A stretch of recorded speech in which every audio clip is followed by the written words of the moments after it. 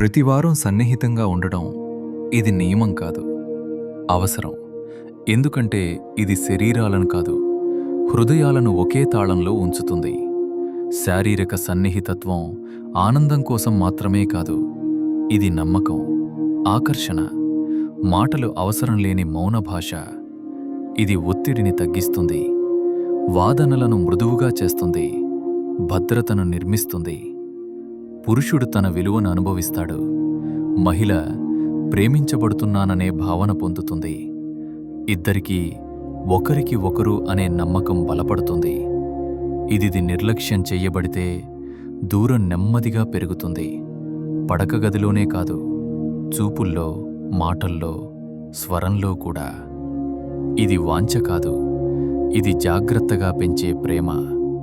మంచి వివాహం సన్నిహితత్వాన్ని దూరం పెట్టదు, దాన్ని కాపాడుతుంది. Love is action, love is intention. ఇలాంటి నిజమైన సంబంధాల విషయాలు రోజూ కావాలంటే లైక్, షేర్, సబ్స్క్రైబ్.